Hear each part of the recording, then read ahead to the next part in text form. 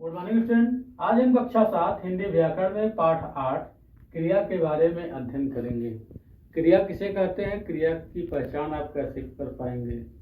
आप जानते हैं कि किसी भी वाक्य की पूर्ति बिना क्रिया के नहीं हो सकती, अर्थात वाक्य की पूर्ति के लिए क्रिया का होना आवश्यक है। क्रिया का जो मूल रूप होता है उसे धातु कहते हैं। क्रिया के मूल रूप को धातु कहते हैं और एक धातु में से अनेक प्रकार की क्रियाएं बनाई जा सकती हैं। अब प्रश्न उठता है कि क्रिया किसे कहते हैं। शब्द के जिस रूप से हमें किसी कार्य के करने, होने, उसकी स्थिति, अवस्था के बारे में पता चलता है उसे क्रिया कहते हैं। क्रिया के तीन भेद आपके पुस्तक में दिया हुआ है, जबकि क्रिया के और भी भेद होते हैं, लेकिन चूंकि आपके पुस्तक में केवल 3 भेद ही दिया हुआ है, इसलिए यहाँ पे हम 3 भेद के बारे में ही अध्ययन करेंगे।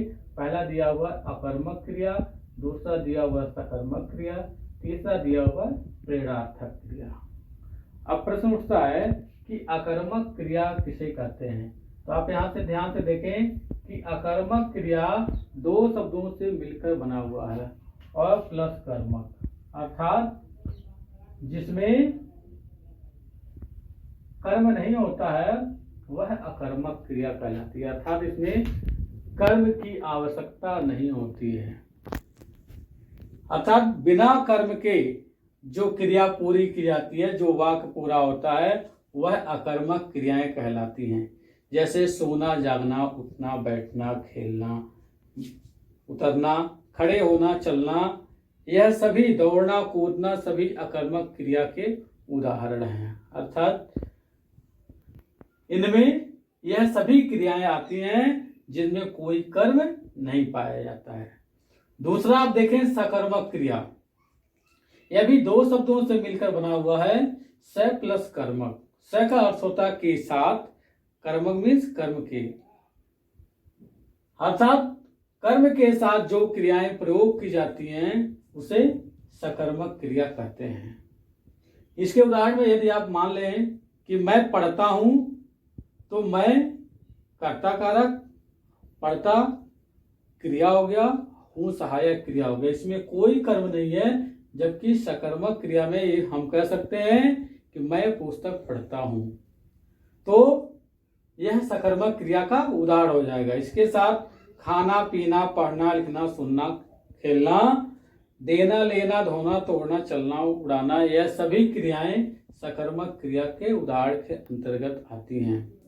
जैसे यदि कहा जाए कि अकर्मक क्रिया और सकर्मक क्रिया की पहचान आप कैसे कर सकते हैं, तो पहला नियम है कि अकर्मक क्रिया में कर्म नहीं पाया जाता है, जबकि सकर्मक क्रिया में कर्म पाया जाता है। अब कैसे आप जानेंगे किस में कर्म है और कैसे आप जानेंगे किस वाक्य में कर्म नहीं है। तो इसके पहचान के लिए यदि हम क्रिया के साथ क्या से प्रश्न करें, क्या के साथ हम क्या को पहले रखें और फिर क्रिया को रखकर उसे प्रश्नवाचक वाक्य बनाएं। यदि हमें कोई उत्तर मिलता है तो वह अकर्मक क्रिया के बजाय सकर्मक क्रिया होगा, और यदि उत्तर नहीं मिलेगा तो वह अकर्मक क्रिया हो जाएगी। जैसे मैं पढ़ता हूं, तो आप इसमें क्या से प्रश्न करें, क्या पढ़ता हूं, तो आपको कोई उत्तर नहीं मिलेगा, अतः मैं पढ़ता हूं, यह अकर्मक क्रिया हो जाएगी। और यदि वाक्य हो मैं पुस्तक पढ़ता हूं, आप उसके साथ क्या से प्रश्न करें, क्या पढ़ता हूं, तो आपको उत्तर मिलेगा पुस्तक पढ़ता हूं, तो सकर्मक क्रिया का उदाहरण हो जाएगा। तीसरा आप देख सकते हैं प्रेरणार्थक क्रिया। प्रेरणार्थक 2 शब्दों से मिलकर बना हुआ है, प्रेरणा प्लस अर्थक, अर्थात प्रेरणा के अर्थ में हम जिन वाक्यों का प्रयोग करते हैं, जिन क्रियाओं का प्रयोग करते हैं, वे क्रियाएं प्रेरणार्थक क्रिया कहलाती हैं। अर्थात इस क्रिया में कर्ता किसी कार्य को स्वयं न करके बल्कि उसी कार्य को किसी दूसरे से करने की प्रेरणा देता है, ऐसी क्रियाएं प्रेरणार्थक क्रियाएं कहलाती हैं। अर्थात जो कर्ता किसी कार्य को कार्य स्वयं न करके किसी दूसरे से उसी काम को पूरा करवाता है, वह प्रेरणार्थक क्रियाएं कहलाती हैं।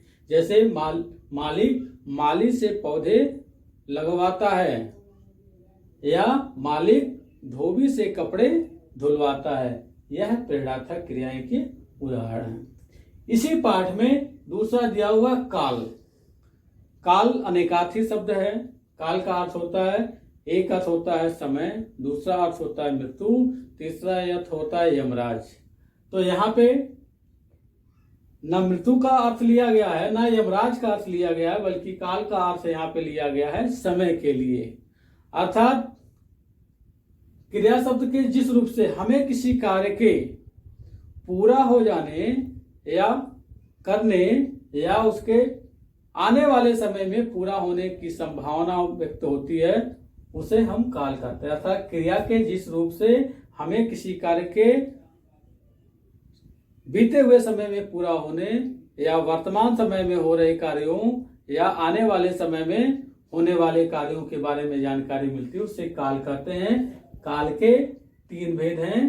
पहला है भूतकाल, दूसरा है वर्तमान काल और तीसरा है भविष्यत काल। भूतकाल अर्थात वह काल जिसके द्वारा हमें बीते हुए समय में कार्य के पूरा होने के बारे में पता चलता है, उसे भूतकाल कहते हैं। जैसे मैं पुस्तक पढ़ चुका था। दूसरा है वर्तमान काल, अर्थात क्रिया जो वर्तमान समय में चल रही है, अर्थात वर्तमान समय में जो कार्य हम कर रहे हैं लेकिन वह अभी पूरा नहीं हुआ है, उसे वर्तमान काल कहते हैं। जैसे मैं पुस्तक पढ़ रहा हूं, यह वर्तमान काल का उदाहरण है।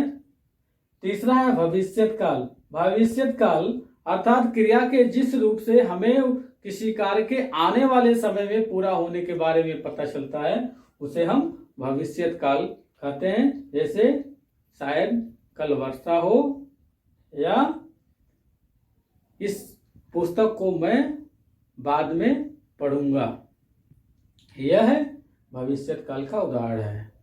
इस प्रकार से उम्मीद है कि आपने पाठ 8 क्रिया के बारे में समझ लिया होगा।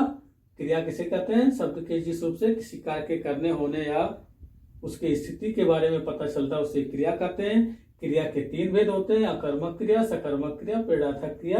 अर्थात जिनमें कर्म नहीं पाया जाता वह अकर्मक क्रिया कहलाती है, जिनमें कर्म पाया जाता है वह सकर्मक क्रिया होती हैं, और जिसमें कर्ता किसी कार्य को स्वयं नहीं करके दूसरे से कार्य करवाता है उसे प्रेरणार्थक क्रिया कहते हैं।